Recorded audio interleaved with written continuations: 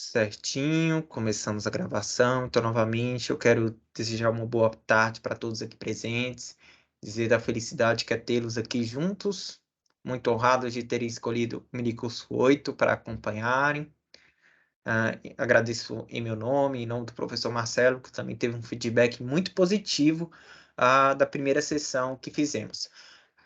Minha apresentação vai ser naquele mesmo esquema, né? Eu vou utilizar do PowerPoint, que eu vou compartilhar com vocês, para que vocês possam acompanhar, através também das imagens que eu colocarei, o que está sendo discutido naquele momento e o que eu pretendo abordar.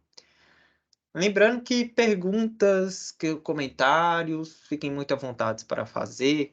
Durante a apresentação, pode ser que eu não veja logo de pronto, né, por causa dos slides da apresentação. Mas assim que for possível, eu volto aqui para a tela e aí eu visualizo os comentários e posso responder as questões ou ler os comentários que estiverem colocados no chat. Assim como também passarei a lista de presença. Espero não dar problema dessa vez. A comissão me enviou um novo link, espero que funcione. Se não funcionar, mesmo esquema, eu faço um formulário no Google, me envio para vocês assinam para garantir a presença. Vou iniciar a apresentação. Um momento. Ok. Só para justificar também, inicialmente, porque hoje eu fiz o exame oftalmológico, né? Então, quando eu for olhar minhas colinhas, não assustem se eu tirar o óculos para conseguir enxergar, né? Vocês que já fizeram esses exames sabem que a pupila fica dilatada, né? Então, praticamente impossível de ler alguma coisa. Mas eu consigo ter acesso às colinhas que eu deixei aqui para caso eu esqueça de alguma coisa. Bom, então, esse é o minicurso 8, né, que começa com uma pergunta: LGBTfobia é racismo social, que pretendemos responder hoje. Contextos sociojurídicos que culminaram na criminalização da LGBTfobia como racismo pelo STF, ofertado por mim, né, Paulo Thiago, que tenho graduação em Ciências Sociais pela Unimontes, graduação em Direito pela Unifipmol, que sou também advogado. Sou mestre em Sociologia pela Universidade Federal de Goiás, orientado inclusive pelo Luiz Melo, né, que é o diretor da Faculdade de Ciências Sociais e organizador do evento, um grande orientador, diga-se de passagem. E atualmente eu sou doutorando em Sociologia pela UNB, Universidade de Brasília. O Marcelo também é advogado, ela é professor universitário, graduado em Direito pela Unimontes, mestre em desenvolvimento social pela Unimontes e atualmente é doutorando em Desenvolvimento Social também pela Unimontes. Ambos somos membros do INCERTO, né, o Núcleo de Diversidade Sexual, de Estudos em Diversidade Sexual e de Gênero da Unimontes. Ambos membros também da Aliança LGBTI+, que é uma organização de luta em defesa dos direitos LGBTI+, que fundado pelo Tony Reis, né, uma grande figura do movimento LGBTQIA+, do Brasil.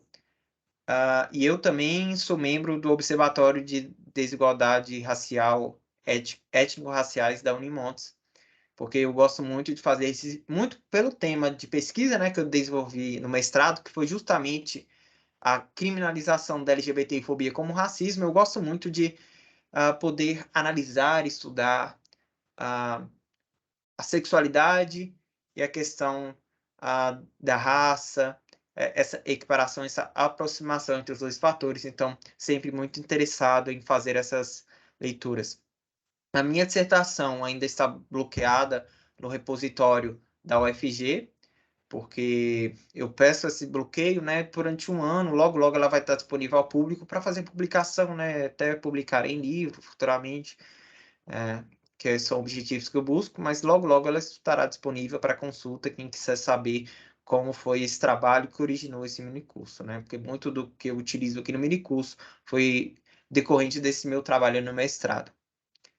Então, fazendo retomadas bem pontuais sobre aquelas questões que abordamos no primeiro encontro, a questão do quem somos nós já nos apresentamos, né? E eu fiz isso agora na nossa introdução. Então, voltando à programação do minicurso, que ignorem a questão do tempo, né? Porque nunca é um objetivo estrito, né? Até porque hoje nós tivemos a ausência do professor Marcelo, então não seguiremos exatamente esse critério dos 3 blocos com 40 minutos cada. Mas os temas que nós tratamos. Na quarta-feira, nós tivemos o primeiro momento sobre reflexões gerais de sexualidade e gênero. Vou passar por algum desses pontos principais agora. Tivemos algum debate ali sobre discriminação e preconceito, analisando um pouco a questão da LGBTfobia, do racismo, como alguns autores enxergam a questão da raça e do racismo. Tivemos um momento ali de perguntas, de comentários em que algumas pessoas se manifestaram e colocaram suas questões. E hoje, qual é o objetivo? O objetivo hoje é primeiro tratar da questão do direito e as LGBTQIA+. Analisar um pouco como estão essas questões, essa pauta no mundo jurídico. Analisar também essa criminalização como raça social, coloco entre aspas e vocês vão compreender o porquê, para responder aquela pergunta inicial, né, se LGBTfobia é racismo social. Depois teremos um momento de debate para quem estiver interessado em fazer algum comentário, fazer alguma contribuição, sinta-se muito à vontade. Eu, particularmente, sempre fui aquele acadêmico, aquele aluno que gostava dessas aulas dialogadas, né? Porque a aula expositiva ela tende a ser um pouco insossa, né? Não muito legal.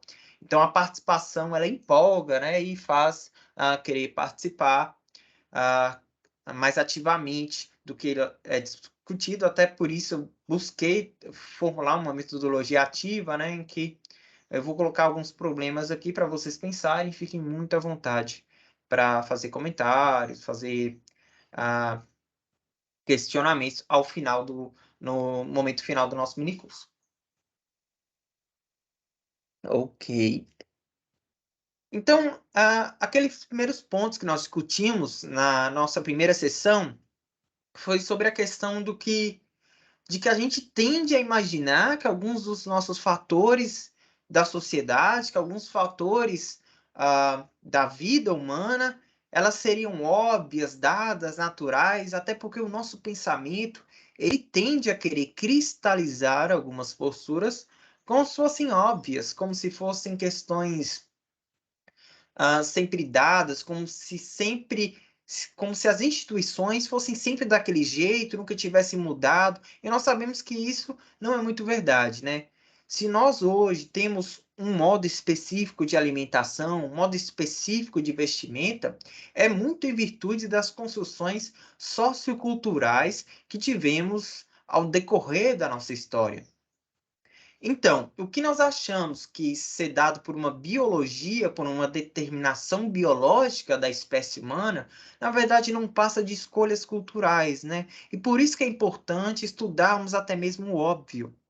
Porque quando nós caímos na questão da obviedade, nós tendemos a não querer pensar novamente, a não querer refletir sobre aquelas situações. E quando nós fazemos isso, nós tendemos a ficar cegos perante algumas situações e perante algumas construções. E com isso podemos solidificar opressões, agressões, situações hierarquizantes e por aí em diante. Também refletimos sobre essa questão do olhar neutro na ciência, né? Que durante muito tempo foi uma verdade, né? Acreditar que a ciência era uma ciência neutra, que era uma ciência livre de valores. Bom, especificamente nas ciências humanas, nas ciências sociais, nós sabemos que o pesquisador ele tende a contaminar o seu objeto de pesquisa, os seus sujeitos de pesquisa, o seu olhar de pesquisa de campo com os valores que ele mesmo constrói perante a vida. E é por isso que é importante ressaltar o nosso local de fala enquanto pessoa, para sabermos de onde viemos e por que tínhamos determinado olhar, determinadas questões, defendemos determinados valores. Eu, enquanto homem cis, jamais vou conseguir imaginar as questões que atravessem a vida das mulheres trans ou das mulheres cisgêneras. Assim como também é difícil para mim imaginar as questões dos homens trans. Porque percebam que a minha vivência é uma barreira para conseguir observar com clareza algumas situações. Assim como a minha construção de vida, ela vai impactar na forma com que eu enxergo o mundo. Então, nós não podemos dizer que um estadunidense, um italiano, um russo, um chinês, um japonês veem o mundo da mesma forma que nós brasileiros, porque a construção sociohistórica em que estamos imersos difere de um lado ao outro. Por mais que a cultura ocidental tenda a universalização, há ainda diferenças muito importantes. Então, nós somos o que somos por algum motivo. E esse motivo é o tecido cultural, sociocultural em que estamos imersos. Por isso, muito importante nos situarmos na pesquisa. Dá outro exemplo, o próprio Luiz Melo, né, o diretor do FCS, realiza algumas pesquisas atualmente sobre a questão das cotas para docentes em concursos das universidades federais e dos institutos federais. Mas ele, o tempo todo, se reconhece como um homem branco. Logicamente, ele se vê como um aliado, mas nunca como alguém que sofreria racismo, que teria problemas com as questões. Entendem? Então, seria algo. Daí a importância de fazer essa análise. Então, de um lado, nós tivemos durante muito tempo a explicação biológica, né? De outro, a explicação sociocultural. A explicação biológica para as diferenças culturais, para as diferenças entre as pessoas, ela foi superada e hoje entende-se que muito daquilo que a gente entendia como biológico, na verdade é construção sociocultural. Porque lembre-se do que eu disse na primeira sessão, né?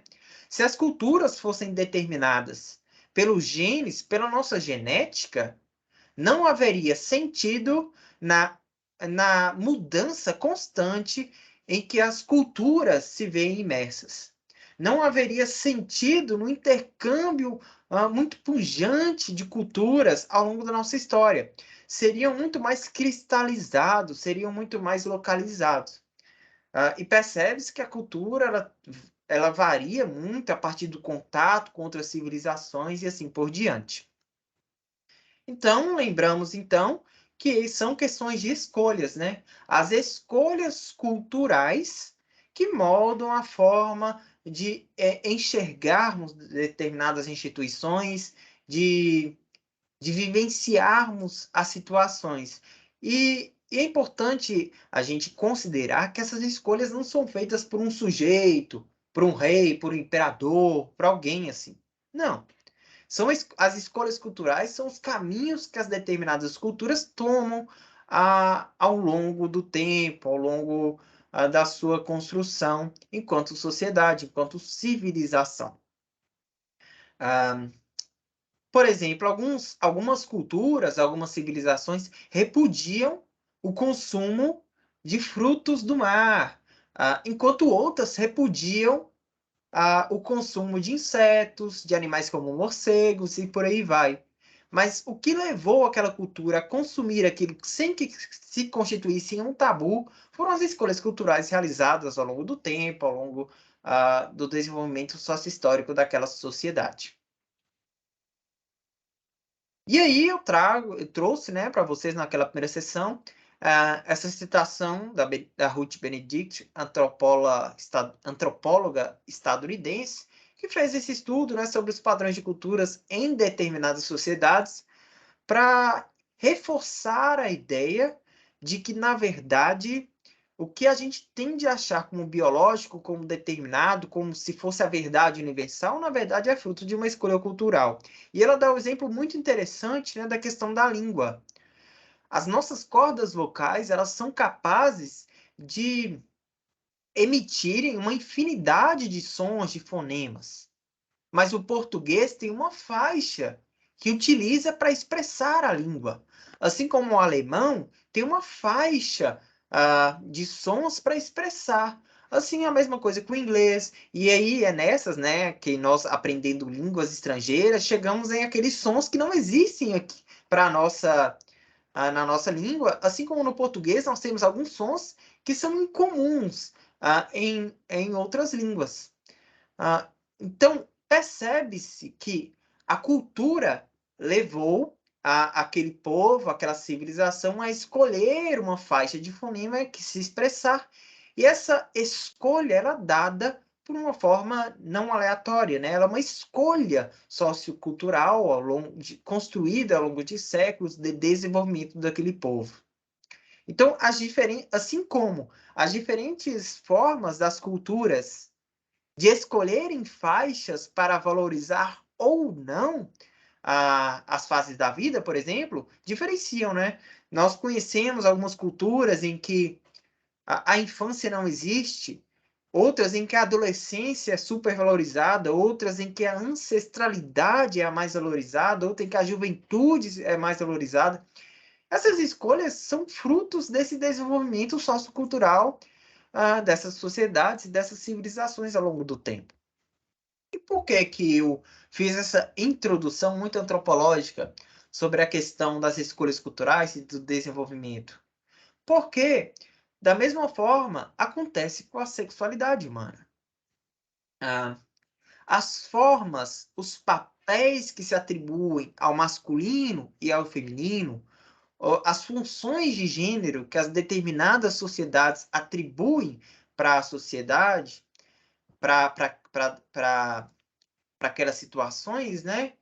Elas decorrem diretamente das escolhas culturais realizadas por aquele povo. Aí eu retomo a Margaret Mead, né, que a gente também dialogou sobre ela um pouco na primeira sessão, né? Daquele livro Sexo e Temperamento, ela demonstra como que aquela concepção de que os gêneros eles são de os gêneros atribuem a determinadas pessoas uma agressividade ou uma docilidade, na verdade pode variar, né? Se aqui na nossa cultura ocidental nós tendemos a considerar as mulheres como sexo frágil, como atributo de docilidade, né, de maternidade, de ficar no lar, cuidando aquela ideia muito machista que nós construímos ao longo do nosso desenvolvimento como sociedade ocidental, e em algumas outras sociedades, o sexo frágil é o homem, e a agressiva é a mulher, a que vai à caça é a mulher.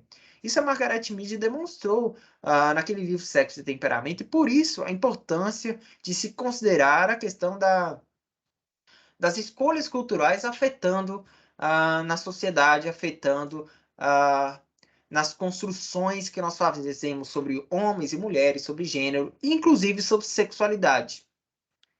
Porque também a sexualidade ela está apresentada de diversas formas e de diferentes vivências a depender da cultura, do contexto em que ela está inserida. E eu também, na primeira sessão, expliquei o porquê que eu escolhi o gelo para caracterizar a sexualidade, né, para ilustrar aqui esse nosso slide. É que o gelo, ele para se manter assim como cubo perfeito, ele necessita de muito controle externo, não é? Precisa de uma câmara refrigerada, então de uma temperatura ideal, porque senão ele começa a derreter e perder a forma quadrada, bonitinha que ele tem. E a mesma coisa acontece com a sexualidade, porque ah, ela, ela seria altamente controlada pelo padrão social que nos cerca, e exercer esse controle muito profundo exige muita força, né? Porque as pessoas tendem a variar a forma com que expressam, que entendem a própria sexualidade.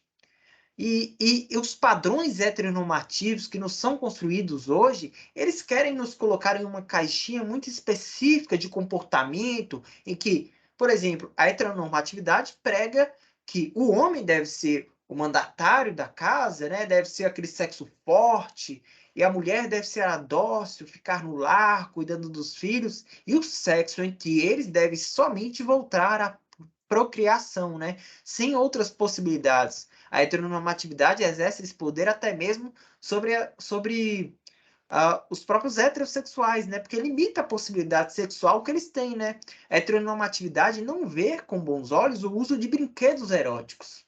Ou o sexo com mais parceiros, né? Rompendo aquela lógica da monogamia. Da mesma forma, não permite o sexo pelo prazer, né? Então percebe-se como que temos essa sexualidade do lado de fora, essa heteronormatividade de um lado de fora, tentando manter as pessoas dentro dessa caixinha, mas a todo momento alguns desses gelos acabam se derretendo, né? Acabam se tornando o que a gente chama de dissidente, né? Sexualidades dissidentes, porque essas caixinhas são muito abstratas, né? Elas não tendem a representar a realidade humana. Então, avançando aqui, estudo retomando de uma forma bem sucinta aquilo que nós discutimos na primeira sessão, né?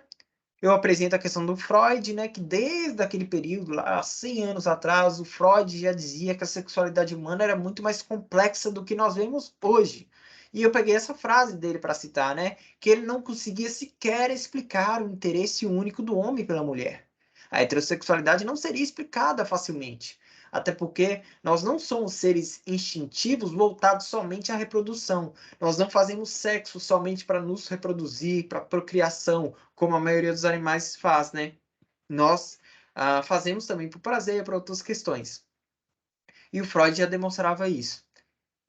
Apesar de ele utilizar uma nomenclatura para falar dos homossexuais, uma nomenclatura que pode ser questionada, né? Ele usava a figura do invertido, mas é importante ressaltar que essa nomenclatura invertido não significava que ele estava ali valorando, né?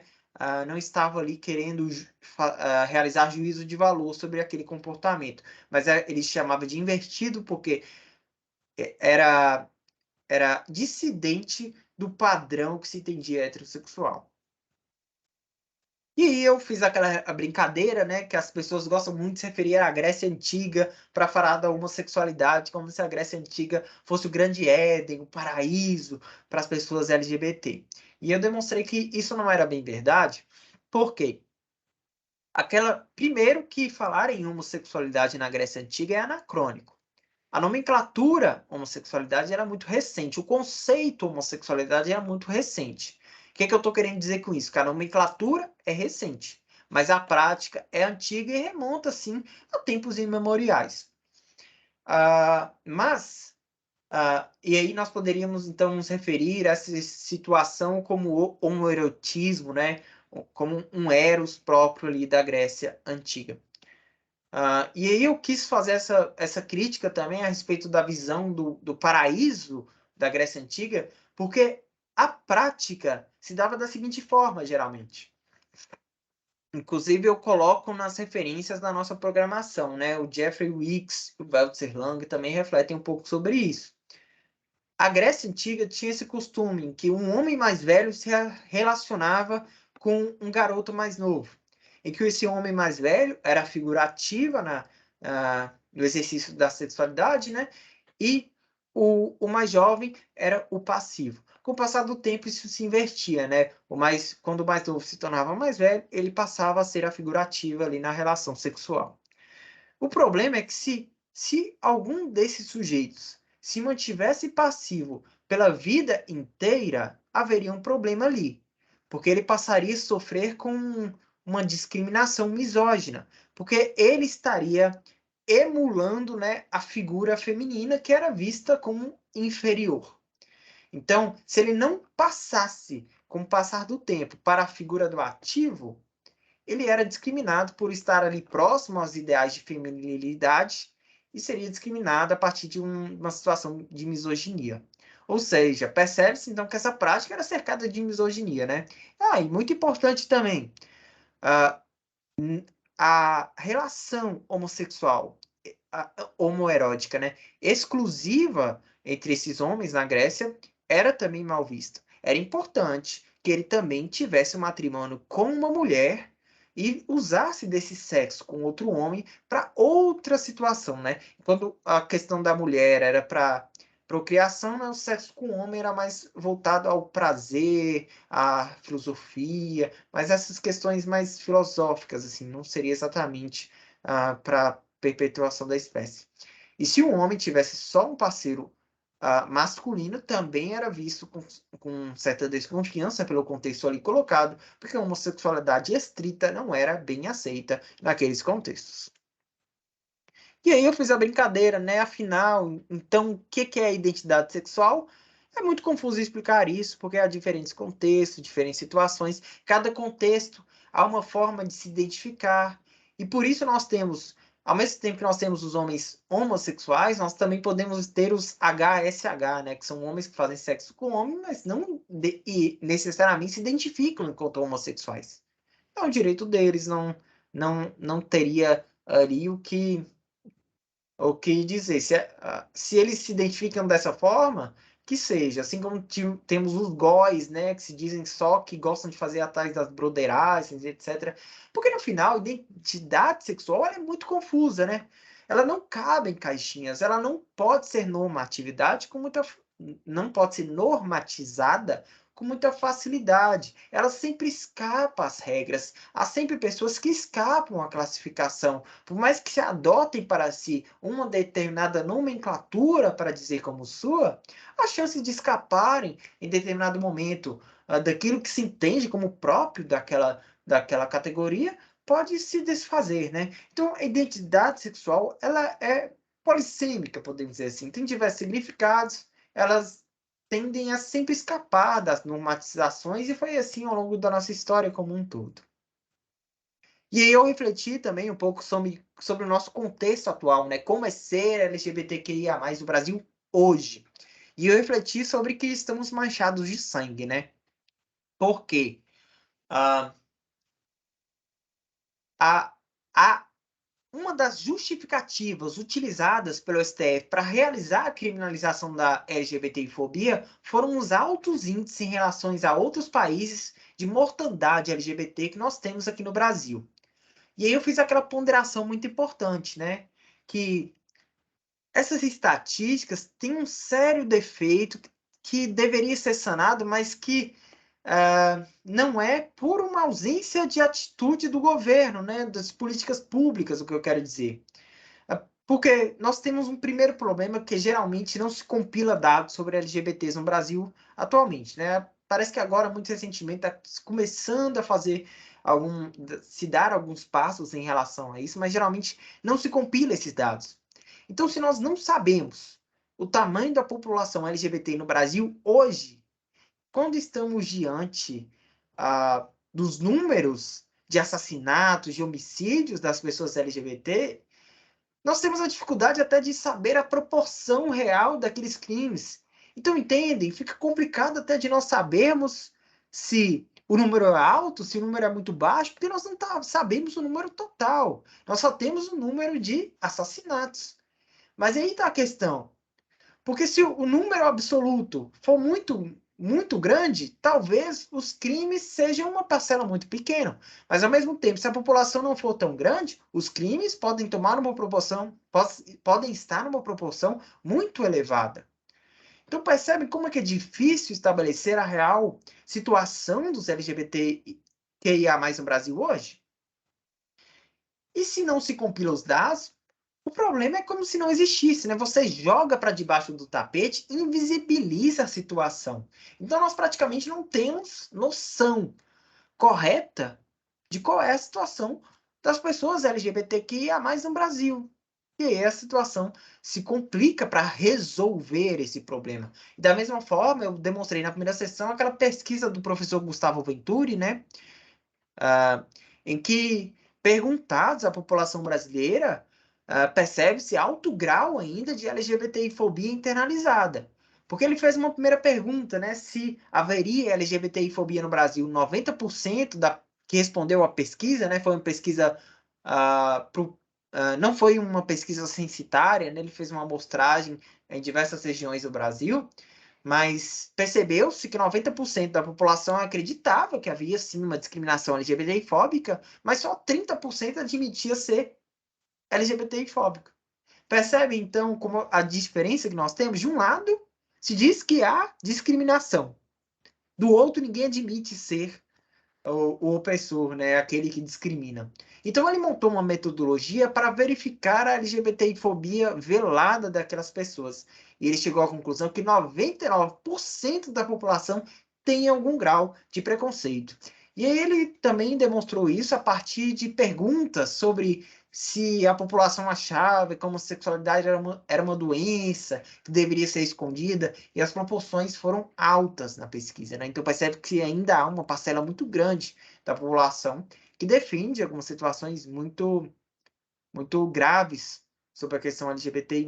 E na primeira sessão eu fiz o detalhamento dessas porcentagens, mas agora não vem a caso, né? Como eu estou fazendo só essa, só retomando alguns pontos principais para aqueles que não puderam acompanhar por um problema no envio dos links.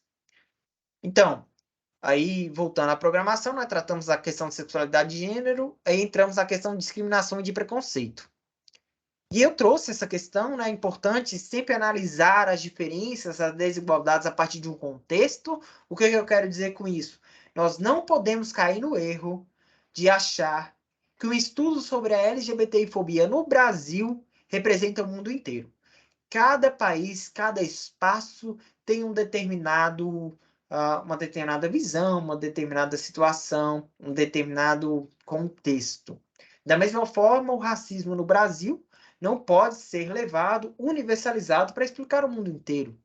Porque o Brasil tem uma lógica de racismo inerente ao contexto brasileiro, enquanto os Estados Unidos, por exemplo, têm um contexto vinculado à situação lá daquele povo, e assim por diante. Então, a importância de fazer essa análise contextual e sempre observar que as diferenças sempre se constroem nas relações sociais. Não há diferenças prontas, não há diferenças já inatas, né? Nascidas antes mesmo da sociedade. Não, elas são construídas, valoradas e hierarquizadas a partir do convívio social, a partir do contexto social.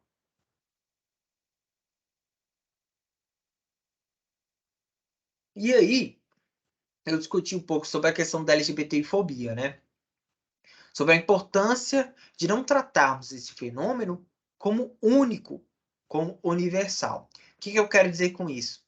Cada uma dessas letrinhas que formam LGBTI-fobia, a sigla, né, que formam a sigla, elas têm uma dinâmica muito própria. E aí eu disse que as mulheres lésbicas, além das discriminações a respeito da sua sexualidade, ainda têm que lidar com o sexismo e a misoginia por serem mulheres. Assim como também as transexuais têm uma forma muito específica de agressão a elas. Porque além delas sofrerem com a discriminação da sexualidade, por ser por uma questão da transexualidade, né, com cissexismo, ainda tem que lidar com exclusões, por vezes, até mesmo dentro da comunidade LGBTI, QIA+. Então, percebam essas diferenças. E eu trouxe aqueles exemplos práticos, né? Que, por exemplo, os crimes contra homens gays tendem a ser menos cruéis do que aqueles cometidos contra pessoas transexuais. Geralmente, os crimes contra as pessoas transexuais se dão com repetição de facadas, tiros múltiplos, mutilações, desfiguramento, queimadura, tortura e por aí vai. Além daquela diferença chocante que eu trouxe para vocês. Enquanto os crimes contra pessoas gays, os assassinatos, né, são descobertos de forma mais rápida, porque geralmente os homens gays estão mais integrados com a família, estão mais integrados com a sociedade, os crimes contra as pessoas transexuais, os homicídios, né, que elas sofrem, tendem a demorar mais a ser descobertos. Porque como elas são excluídas, por vezes, até mesmo da própria família, ninguém costuma dar falta e ninguém costuma notar o crime até que o corpo comece o seu processo de decomposição, exalando mau cheiro e por aí vai. Então percebam a gravidade disso, né? As pessoas transexuais têm desrespeitos até mesmo após sua morte, né? Porque não são sequer enterradas em condições melhores, né? Porque elas já estão em processo de decomposição avançada, geralmente, quando são encontrados seus corpos. E, e pela própria marginalização que elas sofrem, né? Não tem vínculos empregatícios, geralmente estão na prostituição. A ANTRA demonstra que 90% das mulheres trans estão na prostituição. Então, daí, essas dinâmicas diferentes, até mesmo no julgamento pelo judiciário e na resolução e investigação desses crimes, que tendem a ser mais rápido para as pessoas gays e mais devagar para as pessoas transexuais, até porque elas sempre são vistas de forma muito marginalizada. não é levada a sério aquela situação. E aí, pegando emprestado aquele conceito da Butler, né, eles seriam, então, corpos que não importam, corpos matáveis que não são passíveis de luto. E por isso as pessoas não costumam ter muita sensibilidade com a morte dessas pessoas. Enquanto que geralmente os homens gays têm o privilégio de receberem um pouco mais de respeito após a morte, por já ter uma integração maior do que as pessoas transexuais. Claro, gente, que há exceções sempre, né? Não podemos generalizar. O que eu estou trazendo aqui são tendências. Tendências a respeito das questões dos homicídios das LGBTQIA+. Aí eu trouxe para vocês, né, a questão, essa citação do Daniel Borrilho, que tem esse livro, né, Homofobia, História Crítica de um Preconceito, em que ele vai trazer como que a homossexualidade é sempre vista como um vício, como um pecado que vem de fora, né, para dentro. A sociedade nunca é culpada, né? Sempre se vê como pura e o de fora que vem contaminar. E por isso que era denominado durante muito tempo como vício italiano, vício grego, costume árabe, colonial. Nunca era visto como algo próprio da própria sociedade. E apesar de ser um processo parecido com xenofobia e racismo, o Daniel Borrilho acredita que a homofobia está muito mais próxima das questões de sexismo, porque as questões da homossexualidade, as questões da homofobia, da LGBTfobia, tendem a querer engessar as fronteiras do gênero. Porque o homossexual é um homem, por exemplo, que pode ser, que estaria performando uma feminilidade, né? E isso é combatido, porque para a heteronormatividade o homem tem que estar naquela caixinha muito específica, né? De ser violento, ser uma postura dominante, etc. E quando o homem se relaciona com outro homem, é como se esse pacto se quebrasse, essa masculinidade se desfizesse. E por isso que ele acredita que a homossexualidade seria uma derivação, então, do sexismo, né? Para proteger essa heteronormatividade e cristalizar os papéis de gênero, as funções de gênero. E eu falei, né, para vocês que tivemos aqueles períodos, né, homofobia clínica, homofobia antropológica, homofobia liberal. A clínica era quando a homofobia era patologizada, né, vista como uma doença. A antropológica foi naquele momento em que a homofobia foi vista como um costume de povos, como homofobia não, a homossexualidade foi vista como um costume de povos selvagens, né, como um costume de povos atrasados. E homofobia liberal, em que a homossexualidade era relegada a espaços privados, né? O Estado liberal dizia, segundo Daniel Borrilho, pode ser homossexual, mas seja na sua casa, não se apresente em espaços públicos. E ele também reflete sobre outras formas de governo, né? Que mesmo fazendo a revolução de classes, por exemplo, alguns países não conseguiram eliminar a homofobia presente em seus contextos. Aí eu trouxe para você a questão para vocês, né, no primeiro encontro, a questão do raça e racismos. E aí eu pego diversos autores, brancos e negros, e as visões que ele tem sobre que cada um tem sobre racismo, né? Por exemplo, o Apiá, né, nesse livro Na Casa do Meu Pai, vai demonstrar como que a raça e a racialização das pessoas não se dá especificamente por critérios morfológicos. Você não define a raça das pessoas a partir simplesmente de um nariz assim, de uma boca assado, de um formato de orelha, não. As racializações elas ocorrem primordialmente pelas relações sociais que ali se estabelecem. Se em algum momento essas racializações tomam por base os critérios fenotípicos, aí já é outra coisa, né? Mas elas começam no contexto sócio-histórico. Até porque, se há algum tempo da ciência se acreditou que as raças eram biológicas, isso foi desmentido, né? O projeto Genoma demonstrou que, por vezes, o DNA de dois povos africanos tende a ser mais diferente do que o desse povo africano com o europeu. Ou seja, os europeus brancos podem ter mais relação com os africanos subsaarianos do que se você comparar dois grupos de africanos subsaarianos. Então, percebe-se que a genética não é capaz de fazer uma divisão de raças entre os seres humanos. Assim como ele percebe que muito daquilo que se diz como racial, na verdade, é cultural, né? É uma tentativa de biologizar aquilo que, na verdade, é cultura. Dizer, por exemplo, que os povos da África são mais atrasados por uma questão de raça é um erro. Os povos da África sofreram com períodos extensos de colonização, de agressão, de imperialismo, e isso minou muitas daquelas sociedades.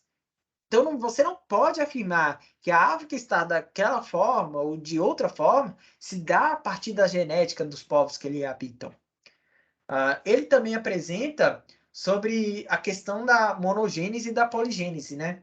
Se em algum momento se acreditou na poligênese, ou seja, na gênese dos seres humanos em diferentes locais do mundo, atualmente se reconhece que os seres humanos começaram na África e dali se expandiram para o resto do mundo. Essa é a teoria mais aceita atualmente. Nós tratamos também do Juan Comás, né? Que ele vai refletir sobre que pessoas brancas também podem sofrer com racismo. O que eu quero dizer com isso? Não é defender o racismo reverso. O que eu quero dizer com isso é que os judeus também sofreram racialização ao longo da história.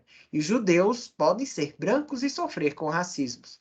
O nazismo demonstrou isso, né? Eles foram racializados naquele contexto e se tornaram uma raça inferior, né, pelas perseguições antissemitistas que ele havia. E assim também ele vai reconhecer que na própria Europa, durante alguns períodos, até durante o período do nazismo, a branquitude tem as suas hierarquias. Os eslavos eram vistos como povos biologicamente inferiores do que os ditos arianos ali naquele regime nazista. Então percebe-se que a cor de pele também não basta para definir a questão de raça, né? A Robin DiAngelo é outra autora branca estadunidense, socióloga, que reflete sobre a questão da branquitude, né? Nesse livro ali que ela aponta, ela vai definir como que o racismo ele se manifesta sempre de maneira estrutural e por isso é impossível falar em racismo reverso. Vocês devem se lembrar, né, que vez ou outra surge aqui no Brasil aquelas pessoas que dizem, está fazendo racismo reverso contra mim, etc. Não. Uma coisa é uma pessoa negra ofender uma pessoa branca. Para isso se tornar um racismo, seria necessário haver uma construção sociocultural e política que também rebaixasse as pessoas brancas. Não basta a mera ofensa.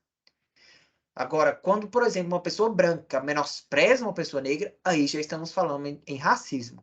Porque no nosso Brasil houve uma construção sócio-histórica de inferiorização desses povos durante um longo período de tempo que se estruturou em nossa sociedade. Trouxemos também o Francisco Bettencourt, né, que trata nesse livro dos racismos, em que ele faz uma análise histórica que houve o racismo, ele não é uma figura moderna, né? Ele já vem se apresentando ao longo da história desde muito tempo, desde 1500 a.C., ele coloca que já havia indícios de proto-racismo, que quando um grupo é racializado, uma cultura é biologizada e inferiorizada a partir de características ou a partir dos seus modos de ser, dos seus modos de conviver em sociedade. E ele vai refletir sobre o modelo de escravidão de plantation, né? Que gerou o racismo que nós temos hoje contra pessoas negras, né? Foi uma escravidão que visou exclusivamente as pessoas negras, né? Indígenas, né? Naquele período de colonização, e que gerou uma forma de racismo que nós temos hoje. Mas ele também reflete que os povos negros não foram os únicos a serem escravizados ao longo da nossa história e também não foram os únicos a serem racializados. Vide judeus, vide os eslavos em períodos nazistas, por exemplo, que é o período de radicalização da racialização daquelas pessoas. Trouxe também para vocês o Silvio Almeida, que é a questão do racismo estrutural. Ele está muito em voga, né, no debate brasileiro hoje em dia. A questão do Carlos Moore, né, que é um cubano, que ele vai refletir sobre como o racismo está presente em diversos locais da nossa história, como que ele também não é definido unicamente pelo critério de cor de pele, como que outros grupos também podem ser racializados nos períodos da história humana. Também a questão do Antônio Guimarães, né, um professor aqui do nosso Brasil, sociólogo, né, que ele reflete sobre a questão da raça como uma construção social que nós fizemos, não é dado de forma biológica, né? Reforçando o que os outros autores também disseram, né? E o Horácio Nogueira, que nesse texto dele, o Preconceito de Marca e o Preconceito de Origem, vai demonstrar as diferenças entre o racismo nos Estados Unidos e no Brasil, para demonstrar, né, claramente como que nós não podemos ler essas questões da mesma forma. E eu trouxe também a importância de nós reconhecermos a interseccionalidade como uma forma de olhar o mundo, né? Porque, por vezes, um sujeito pode carregar em si marcas raciais, marcas de gênero, marcas de sexualidade, marcas de classe social, marcas de deficiência, que fazem com que essas pessoas sofram uma discriminação multiplicada, né? O que é que eu quero dizer com isso? Uma pessoa pode ser negra e sofrer com racismo, mas ao mesmo tempo ser uma mulher e sofrer com misoginia. Também pode ser uma pessoa lésbica e sofrer também com LGBTI-fobia. Pode ser uma pessoa de uma classe mais menos favorecida, né, e sofrer com discriminação classista, e ainda pode ser uma pessoa com deficiência e sofrer com discriminações capacitistas. O que é que eu quero dizer com isso? É que, apesar de nós estudarmos essas categorias de forma diferenciadas, elas podem se cruzar nos sujeitos das pessoas que se apresentam no mundo social.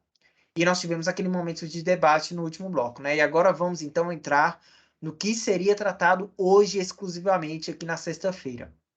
Bom, primeiramente, direitos LGBTIA+, QIA+.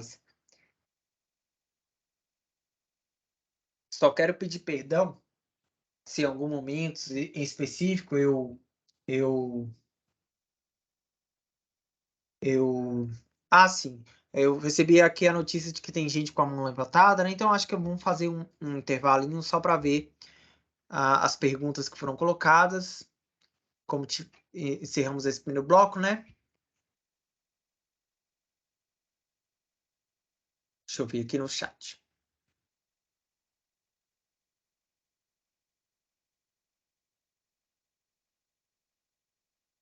Se alguém quiser fazer algum comentário também, fiquem à vontade, viu? Enquanto eu vou olhando os comentários que já tivemos aqui.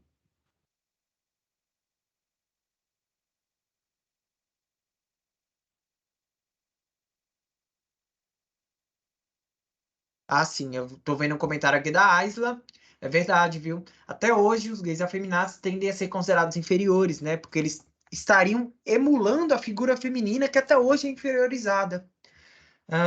Então, percebe-se como a gente não pode querer combater a homofobia sem combater também a misoginia. Porque não tem como você, por exemplo, querer combater um desses fatores sem ter atenção com outras questões que também se apresentam no mundo social. Deixa eu ver aqui também, homossexual é um termo anacrônico para designar os indivíduos antigos. Misoginia também? Acredito que misoginia não, exatamente. Porque o homossexual, enquanto conceito, ele é anacrônico, porque ele foi, desde o início, vinculado para ser o contraponto de uma heterossexualidade numa concepção muito moderna que nós temos. Então, o que é que eu quero dizer com isso?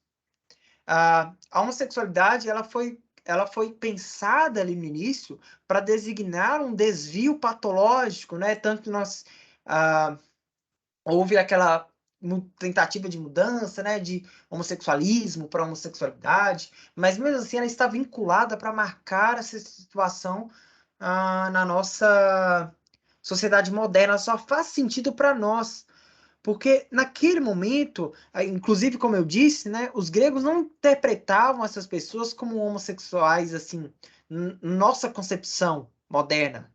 O que eu quero dizer é que como eu disse, por exemplo, né, o interesse único de um sujeito lá na Grécia Antiga por outro homem era discriminado, porque entendia que ele também tinha que ter uma mulher em casa. O sexo com o homem era algo para ter um prazer, algo distanciado da questão reprodutiva erótica, né? Aí a Lilian Santos falando, né? Sempre tem alguém dizendo que sofreu racismo reverso, o que a gente mais vê, né? Então, vou retomar aqui novamente a nossa apresentação. direitos LGBT e a mais. Vamos refletir um pouco sobre isso agora. Bom, uma marca, quando se discute direitos LGBTIA+, deixa eu abrir minha colinha aqui também para não esquecer de falar nada. Bom, direitos LGBTIA+, é o seguinte, eu vou listá-los aqui e vocês vão ver um padrão.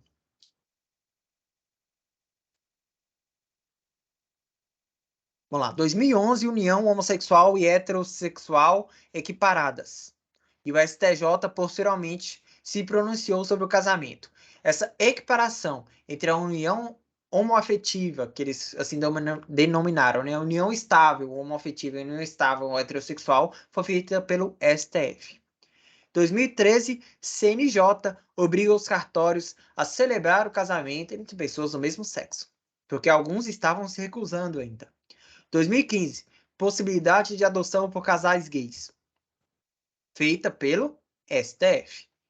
2018, reconhecimento da identidade de gênero sem necessidade de laudos ou procedimento cirúrgico, possibilidade tanto por via judicial como por via administrativa, vedado o termo transexual na certidão. Quem definiu isso? STF. 2019, criminalização da LGBTfobia. Quem criminalizou? STF. 2020, permissão para homens que fazem sexo com homens e mulheres trans para doar sangue. Quem definiu isso? STF. Qual foi o padrão que se repetiu aqui? Todos definidos pelo STF. E o STF faz parte de qual poder? Poder judiciário. E qual é o papel do poder judiciário? Geralmente é julgar, né? Julgar os casos que chegam até eles. E quem formula a lei? Naquela divisão clássica lá que nós temos, poder legislativo. Por que que o nosso poder legislativo não tem destaque aqui nessa minha fala? Porque praticamente todas as conquistas que nós tivemos foram via poder judiciário. Então vocês viram que a repetição que eu fiz, ó, todas essas questões definidas por órgãos do poder judiciário. E por que que isso acontece? Quem legisla? Saindo um pouquinho da frente aqui, quem legisla? Seria o parlamento, não é? O Congresso Nacional, que faria girar essas engrenagens de forma correta, né? E como são tratados os direitos LGBTI pelo Congresso? Com o quê? Com inação. A inação legislativa leva os direitos LGBTIA+ a serem conquistados via poder judiciário. Então, há um protagonismo do STF quando se relaciona às questões de gênero e de sexualidade. E olha, gente, eu não sei se vocês já tiveram uma questão sobre isso, já pensaram a respeito disso, mas vocês já pararam para reparar e para pensar nessa possibilidade de que muitos desses ataques que o STF sofre hoje em dia, daqueles grupos ditos conservadores, se dão por esse protagonismo em direitos sexuais e reprodutivos? Eu sempre fico com essa pulga atrás da orelha. Até que ponto os ataques que o STF sofre não são influências dessas questões que são apontadas, que são decididas pela corte? Então, e esse protagonismo ele foi muito oferecido também pela nossa própria formulação de Constituição da República Federativa do Brasil, muito devido ao regime militar que nós havíamos vivenciado há até pouco tempo da Assembleia Constituinte. Então, o STF ele tem como um marco, assim eu poderia dizer, desse ativismo legislativo de atuar mais diretamente nas leis, nas legislações, a partir dos mandados de injunção que julgaram o direito à greve dos servidores públicos. Por quê? A figura do mandado de injunção e da ação direta de inconstitucionalidade por omissão, elas se dão geralmente quando o Estado deixa de legislar ou de regulamentar algo. Teoricamente, o STF deveria somente julgar esses casos, definir se há mora, se há uma demora seja do órgão responsável por criar a legislação, e, posteriormente, notificar aquele órgão para que legisle. Mas o que estava acontecendo? O STF estava julgando a mora inconstitucional, notificando o parlamento ou o órgão responsável por normatizar, e eles simplesmente não normatizavam. Acaba que essas figuras, esses instrumentos, ficaram muito restritos e sem força. Com isso, foi necessário, então, a partir do mandato de injunção, que julgou o direito à greve dos servidores públicos, o STF diz que julgou que era procedente o mandado de injunção para falta da lei que normatizava a greve dos servidores públicos e foi além. Diz que até que se legisle uma lei específica, seria equiparado às greves dos servidores privados, dos empregados. E isso foi usado também na ADO, que criminalizou a LGBTfobia. Por quê?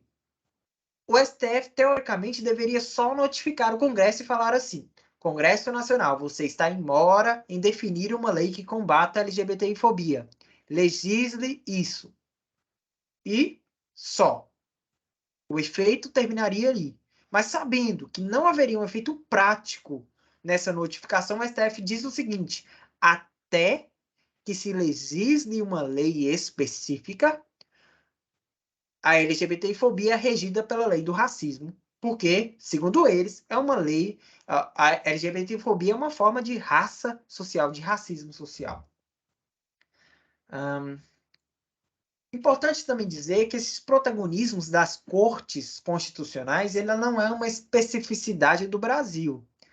Outros países no globo também sofrem com essas questões, porque geralmente o parlamento não costuma se meter em situações polêmicas, que vai gerar desgaste. Então, eles tendem a relegar algumas questões para que os supremos, para que os cortes constitucionais do seu respectivo país definam. E assim nós temos exemplos nos Estados Unidos, em Israel, na Ucrânia, na Índia, Paquistão, por aí em diante. Isso está na referência que eu enviei para vocês na programação. Então é uma transferência de responsabilidade, né? E eu tenho uma acusação que o STF sempre sofre quando toma essas decisões polêmicas. Diz: vocês estão tomando o local do parlamento. Minha pesquisa demonstrou que isso, na verdade, não é verdade. Por quê? Quando o STF toma essas decisões polêmicas, o parlamento tende a se movimentar de uma forma muito maior do que antes. O que eu quero dizer com isso? Eu identifiquei, antes do julgamento da ADO, 8 PLs que buscavam a criminalização da LGBTfobia como racismo, que buscavam a criminalização da LGBTfobia via inclusão na lei do racismo. Não havia uma equiparação.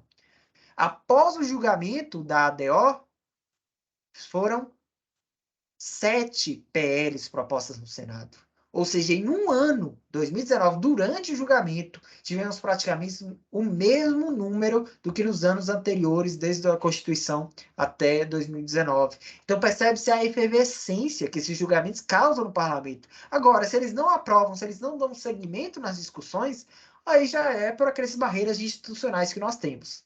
A questão da LGBTfobia estrutural, das discriminações estruturais normalizadas, questão da impopularidade dessas questões, né?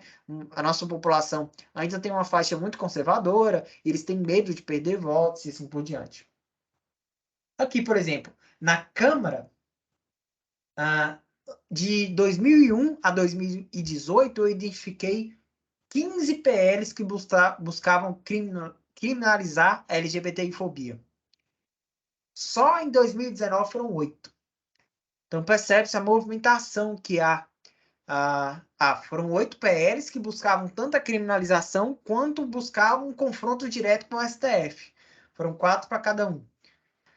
Mas percebe-se a movimentação que essas ações tendem a causar dentro do parlamento. Então é errado dizer que há um enfraquecimento, que há uma retirada de poder do parlamento via STF. Não, isso tende a movimentar ainda mais o nosso parlamento. É muito importante também a gente notar que nós estamos em um Estado democrático de direito. O que eu quero dizer com isso? Que as minorias também devem ser protegidas. E o STF geralmente é tratado como uma instituição contramajoritária.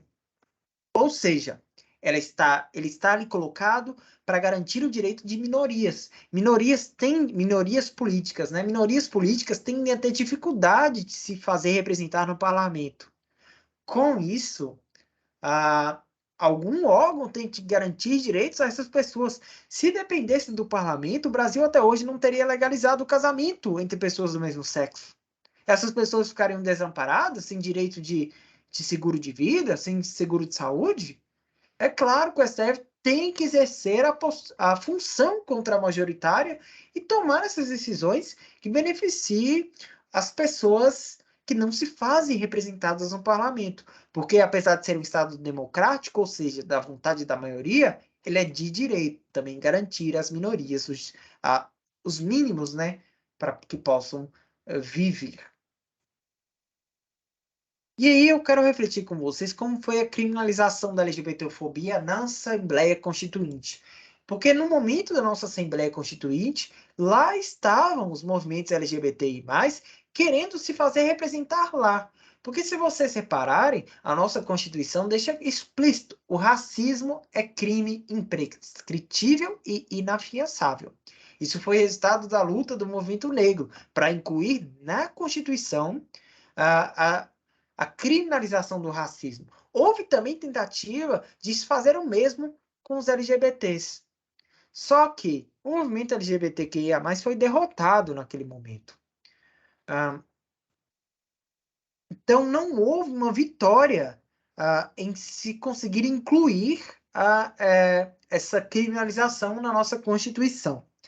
E aí, o grupo que esteve lá presente, principalmente, foi o João Mascarenhas, né, representando o grupo Triângulo Rosa, um movimento muito tradicional no Brasil, que foi muito importante nesse período da discussão da nossa Constituinte. E aí, o que eu quero dizer é que não houve uma vitória, porque houve muita resistência, principalmente dos parlamentares que representavam igrejas conservadoras. Agora é importante notar também que há exemplos de pessoas do próprio movimento negro, por exemplo, que naquele momento, se não me engano, se chamava um senhor Natalino, que era um representante do movimento negro. Ele dizia que ah, não existia homossexualidade entre os povos negros, que isso era uma invenção europeia que foi colocada ali de forma artificial na discussão, e que eles não aceitariam essas discussões na Constituição. Então percebe-se que até entre os grupos que deveriam ser aliados havia uma discriminação. Agora, se por um lado havia essa discriminação por algumas dessas pessoas, a deputada constituinte Benedita da Silva, ativista do movimento negro, já colocava que era essencial combater racismo e LGBTfobia de forma conjunta. Então houve muitos desses debates. Os grupos conservadores se colocavam radicalmente contra, porque diziam que colocar aquilo na Constituição, que criminalizar a LGBTfobia na Constituição, significaria como se o Estado brasileiro estivesse ali favorecendo o comportamento homossexual na população.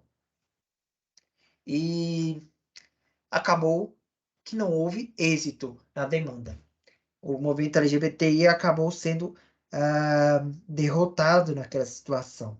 Importante também notar que o João Mascarenhas, representante do Triângulo Rosa, ele queria a criminalização da LGBTI-fobia como uma das modalidades de sexismo. De novo, eu reforço isso, ó, de sexismo.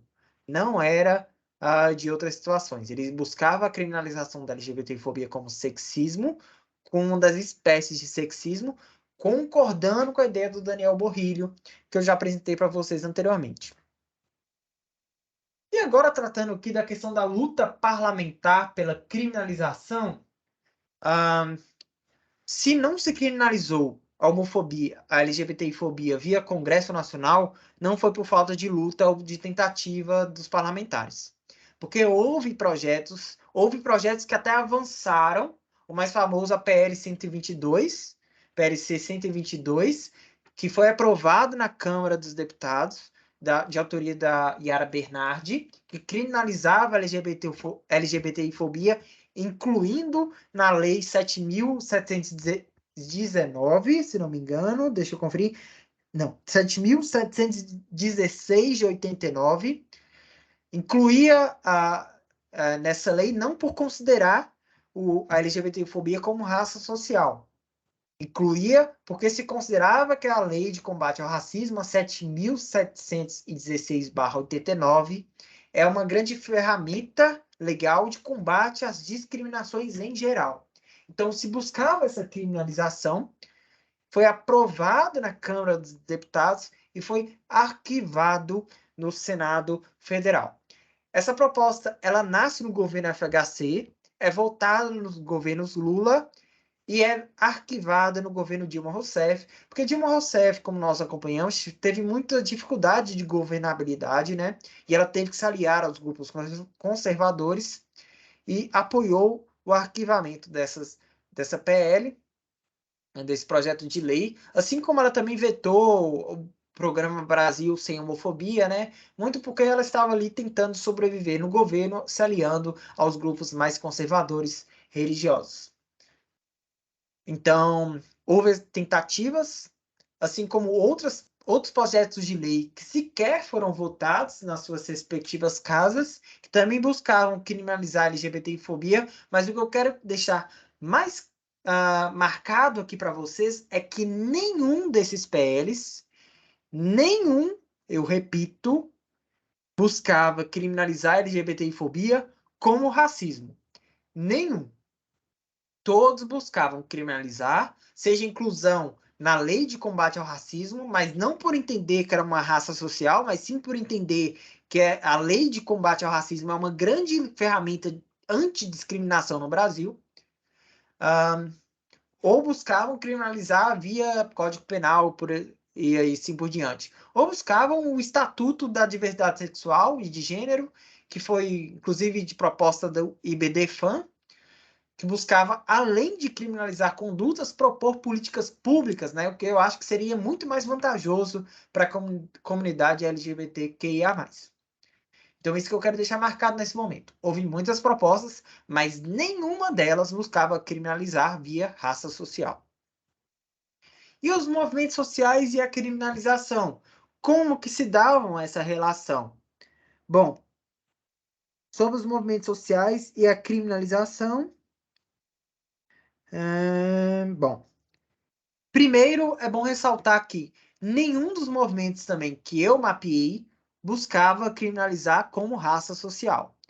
Eles começaram a defender esse ponto quando começou-se a discutir o julgamento no STF, que era a tese defendida até então, para buscar a criminalização. Mas antes, nenhum deles vinculava a questão a um racismo social.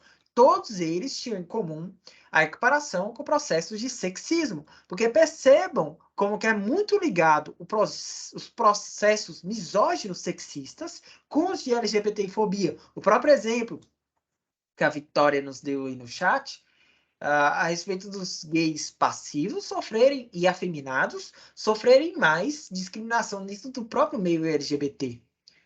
Porque há uma ligação notável entre os dois processos, porque ambos buscam cristalizar funções e papéis de gênero. Sobre os movimentos também, importante também ressaltar que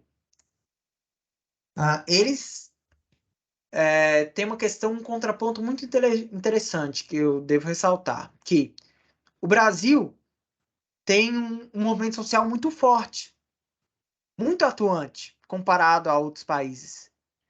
E se há uma inação legislativa, não é por culpa dos movimentos sociais, mas é porque o legislativo fechou as portas e, com isso, os movimentos sociais tendem a concentrar suas ações no judiciário, via STF, via STJ, via judiciário.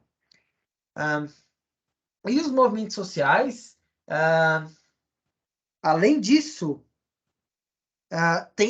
eles atualmente tenderam a se fragmentar, não no sentido ruim da palavra, mas eu falo, eles tenderam a criar e defender as novas identidades que surgiram. O que eu quero dizer com isso? Antes, os movimentos eram tidos como movimentos gays e eram principalmente formados por homens gays, brancos, etc. Com o passar do tempo, se criou o movimento de travestis, movimento de bissexuais, movimento de assexuais, movimentos de gays periféricos, de LGBTs periféricos. Então percebe-se essa multiplicidade que vem surgindo na modernidade a respeito dos movimentos sociais, o que é muito bom, né, para representar as diversas características que nós temos dentro da comunidade, essas diferenças que são apresentadas. E agora eu vou entrar mais especificamente na questão do julgamento, para a gente fazer um debate mais amplo aí, se alguém quiser, e eu também observar o chat.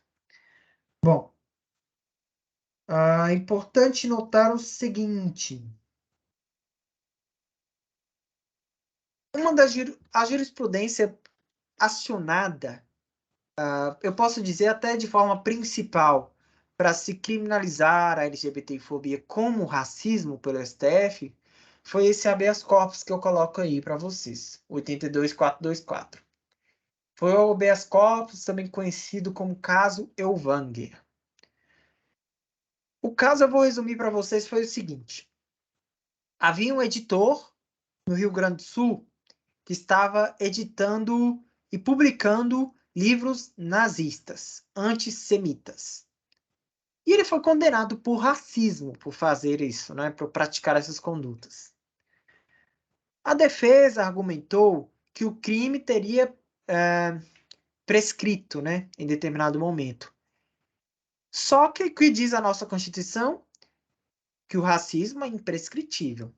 E eles justificaram que o antissemitismo não era uma espécie de racismo e, por isso, a conduta do editor não deveria ser visto como imprescritível. E aí chegou esse caso à discussão no STF. Com a defesa desse editor argumentando que antissemitismo não é racismo, porque racismo só se dá na relação brancos e negros. Bom, a partir das reflexões que nós fizemos, fica claro uma coisa, né? Cor de pele não é fator determinante para racializar as pessoas. Isso é claro na teoria sociológica e nos autores que eu trouxe aqui dizendo para vocês. A cor de pele não é determinante para racializar as pessoas. Vide o próprio caso dos judeus. E o STF foi nessa mesma linha de defesa do pensamento. Ele colocou que o antissemitismo é sim uma racialização, que os judeus são, sim, vistos como raça. E não é só no Brasil, não. Na Europa, Estados Unidos, eles puxaram jurisprudências desses locais. O próprio contexto nazista demonstrou isso, né? A racialização não atinge unicamente pessoas negras. Atinge também as pessoas que seguiam a religião judaica. E com isso, o STF define que a raça não pode ser lida de forma a considerar somente a cor de pele de pessoas, porque os judeus e condutas antissemitas também são racistas. Essa jurisprudência foi acionada pelo STF para considerar, então, que LGBTIs também seriam raça social. Mas aí mora um perigo, porque não há nenhum tipo de tradição que considere LGBTIs como raça. Ao contrário dos judeus, né, que foram racializados e que a tradição sociológica já considera como uma raça, como grupo racializado, o LGBTIs, isso nunca aconteceu. Então, o STF inova nesse ponto ao considerar LGBTQIA+, como raça social. E eu trago aqui imagens do julgamento, né? O julgamento ficou o placar de 10-1, reconhecendo a mora do Estado brasileiro em criminalizar as condutas LGBTIA+, fóbicas, né?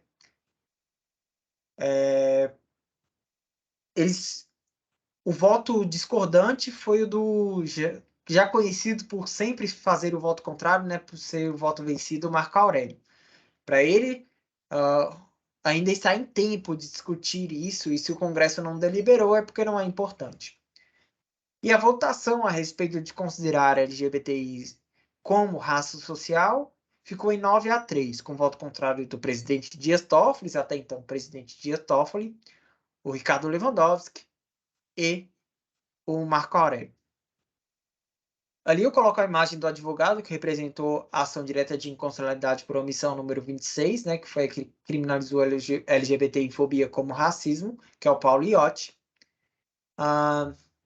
E durante o julgamento fez essa defesa enfática de que as pessoas LGBTI+ seriam raça social. Argumentou que haveria uma banalidade do mal, né? Uma banalidade do mal homotransfóbica, e que os grupos LGBTI+, eles sofrem uma discriminação sistemática e estrutural e que por isso seriam raça também. Agora, essa argumentação do Paulo Iotti, ela é um pouco perigosa, porque se você considerar qualquer discriminação estrutural e sistemática como raça, como racismo, misoginia também é raça. Misoginia também é racismo. Ou seja, mulheres são raça também agora? Diferentes da dos homens? Porque as mulheres também sofrem discriminação sistemática e estrutural. Se essa justificativa utilizada por ele para criminalizar como raça, temos um problema aí. Porque há diversas discriminações sistemáticas e estruturais, mas nem todas podem ser consideradas racismos. Mesma coisa, pessoas de classes mais pobres tendem a ser discriminadas de forma sistemática e estrutural. Vamos dizer então que a pobreza é uma raça? Complicado, né? Eu vejo, para isentar um pouco essa questão, que talvez a racialização proposta pelo Paulo Iotti nesse debate tenha sido mais estratégico. O que eu quero dizer com isso? Que ele não estava preocupado com a teoria sociológica. Ele estava preocupado em defender uma tese jurídica. E esse é o problema que eu estou estudando no meu doutorado. Afinal, isso vai ser uma tese jurídica mesmo? Só vai ficar no mundo jurídico e acabou? Ou isso vai inaugurar uma nova forma de se enxergar as teorias raciais? Não sei. Fica a pergunta aí para quem quiser também, no final, fazer algum comentário a respeito disso. Porque eu também não nego essa possibilidade. Quem sabe, no futuro, nós não vejamos essas pessoas como oprimidas por um racismo social. Se bem que é complicado dizer racismo social, porque isso é meio pleonasmo. Não existe racismo fora da sociedade. Todo racismo é social. Então não há uma categoria diferente, única. Todo racismo é social. Todo racismo depende da sociedade para ocorrer. Todo racismo depende de um contexto para ocorrer. Não é racismo de pronto, não é racismo biológico, não é racismo dado. Todo racismo precisa disso, da sociedade para perpetuar, para se estruturar. Então, dizer racismo social é também estranho. É um pleonasmo. E é a mesma coisa que dizer que o, o líquido que eu tenho no meu copo é uma água molhada. Não tem sentido algum. Entendem? Então, realmente é bem complicado essa definição. Mas pode ter sido, talvez, um instrumento jurídico, uma tese. Ele estava defendendo uma tese para chegar a determinado fim. Talvez o objetivo dele tenha sido teleológico, né? Ou seja, voltado ao fim, voltado à conquista de um julgamento favorável. Fica a questão, né? Ainda é muito recente para a gente bater uma tela a respeito disso, mas é uma possibilidade. O que eu posso dizer. Agora fazendo a pergunta, né, saindo aqui de frente, ó, faz sentido uma raça social? Bom, como eu demonstrei, não faz. Toda raça é social. Não há, não há teoria anterior que demonstre essas situações como se fossem raça, né? Não há escritos, eu não achei teoria que tenha dito em algum momento que, que as pessoas LGBTQIA+, constituem uma raça social. Sinceramente, eu não encontrei. Segundo a minha pesquisa, o STF foi inédito, né? Foi simplesmente o vanguardista nesse ponto. Até porque o que se encontra a respeito das discriminações LGBTI-fóbicas é uma aproximação com o sexismo. E aí que entra uma questão importante.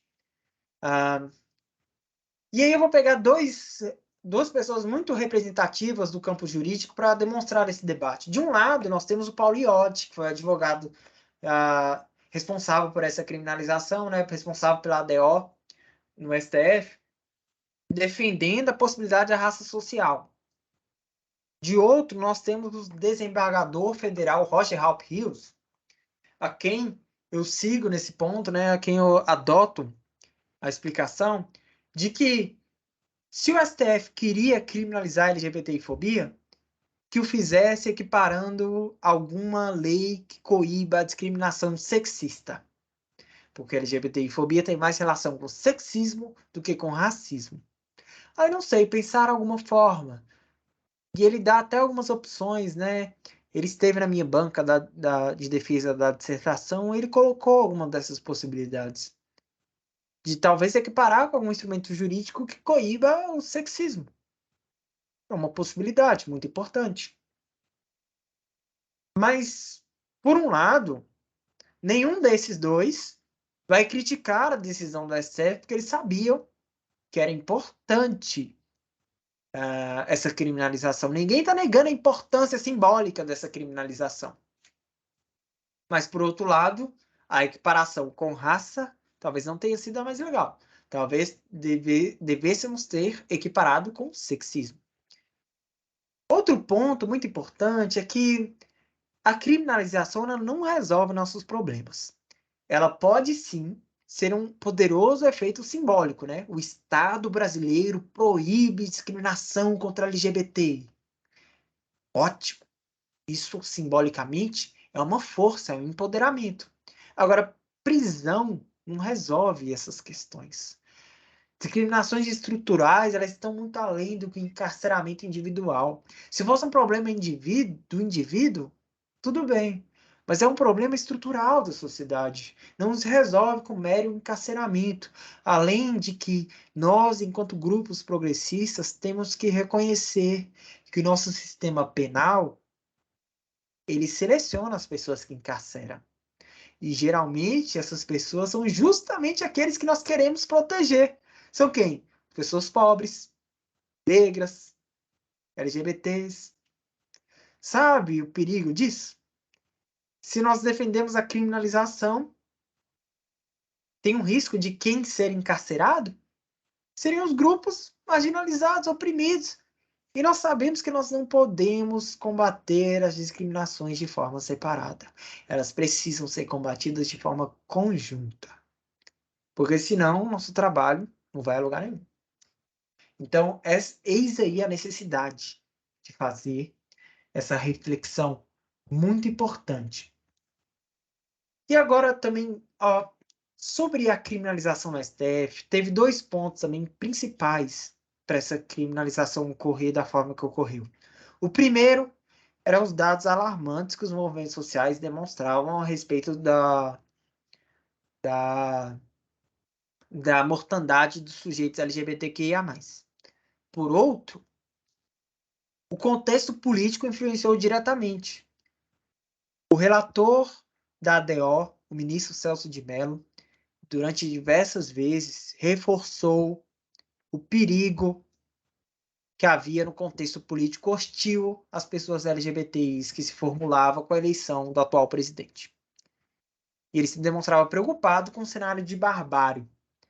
Então, outra conclusão que eu cheguei na minha pesquisa do mestrado foi que se houvesse outro governo menos radical nas posturas anti-LGBT, a criminalização não teria ocorrido.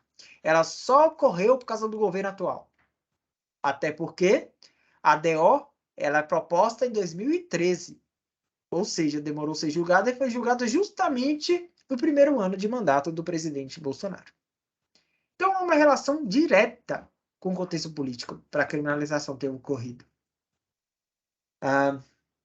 o contexto de proteção, de evitar a barbárie, foi preponderante, até porque o governo Bolsonaro se declara inimigo declarado, né? Inimigo convicto, não é nem envergonhado. Eles são inimigos da pauta LGBTIA+. E se dizem inimigos, combatendo a tal da ideologia de gênero, essa invenção que se fez, né, para querer ridicularizar os estudos de gênero, né? Então, temos essa situação. E só vendo se eu não esqueci de comentar mais algo. Sim, importante ressaltar que essas questões do conservadorismo, eles não são inerentes também ao Brasil, né? Outros países do mundo também sofrem o mesmo problema. E até pode-se dizer que nem seja a Mariana Lacerda escreveu um livro sobre isso, né? Sobre dizendo que isso aqui nem é conservadorismo, é neoconservadorismo. O que nós vivemos no Brasil hoje. Porque ele se diferencia das experiências anteriores e tem como pilares três pontos: o militarismo, declaração de inimigo interno, etc. O anticomunismo, só que nós estamos. A Guerra Fria acabou, né? Comunismo mesmo não existe tanto assim. Então, o anticomunismo atual é mais voltado a combater os países governados pela esquerda. Venezuela, ah, Bolívia e por aí vai. Cuba. Então, essa nova faceta do anticomunismo. E tem também a luta contra os direitos reprodutivos e sexuais, nessa defesa do tradicionalismo heterossexual, heteronormativo, etc. Proibição do controle das mulheres, né? Proibição do aborto, mesmo em caso de estupro, por aí vai. E engraçado também que esse neoconservadorismo misturou tudo isso como se marxismo cultural representasse todas essas questões, né, de ideologia de gênero, que é outra invenção, né, essa ideia de que ah, os comunistas querem perverter todo mundo e acabar com a moral, etc, etc. É a invenção que eles fizeram para combater esse inimigo que é mais um espantalho para eles baterem, né? Não é nem uma realidade fática muito bem apresentada. E avançando, vendo se eu não esqueci de mais algo, acredito que seja isso mesmo. Não, eu abordei todos os pontos que seriam nessas questões, né, sobre se faz sentido essa raça social. Até porque é importante a gente não confundir. Uma coisa, olha, isso aqui é importante ressaltar. Uma coisa é reconhecer a interseccionalidade das discriminações. É entender que uma pessoa, que os processos eles atuam de forma conjunta. Outra, completamente diferente, é dizer que os processos são a mesma coisa. Que racismo e LGBTfobia são fenômenos iguais. Uma coisa é reconhecer que uma pessoa pode sofrer de racismo e LGBTfobia. Outra coisa é dizer que os dois fenômenos são iguais. Até porque esses processos de opressão podem ter uma origem comum, mas digamos assim que a LGBTfobia tem uma proximidade muito mais próxima, um parente muito mais próximo do sexismo, até porque deriva diretamente daqueles papéis de gênero da heteronormatividade, desse controle da heterossexualidade compulsória. Então, respondendo à pergunta do nosso minicurso, faz sentido? Na minha opinião, não faz. E eu vejo que talvez tenha sido um mero instrumento jurídico para se atingir um determinado fim, ou que talvez no futuro isso mude a concepção que nós temos atualmente. Mas não faria sentido raça social, até porque é pleonasmo, é falar água molhada, subir para cima, não tem sentido, e que está mais próximo do sexismo do que do racismo. Como prometido, então, aqui, terminando ainda com 20 minutos ainda faltando, né? E aí eu vou começar os debates aqui, como está colocado, né?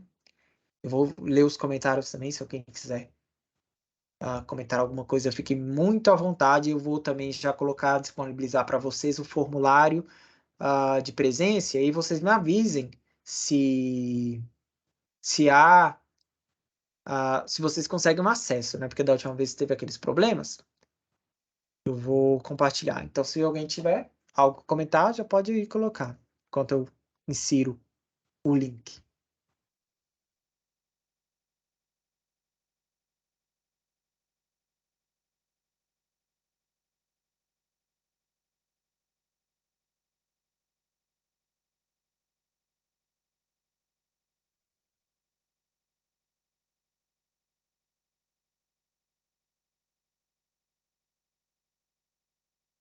Acabei de inserir o link, acessem e vejam se vocês conseguem dessa vez acessá-lo. E me avisem, porque senão eu passo o formulário feito por mim, igual fizemos a última vez.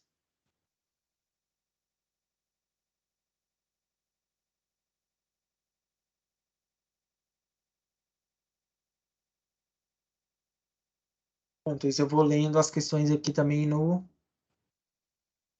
chat. Deixa eu ver.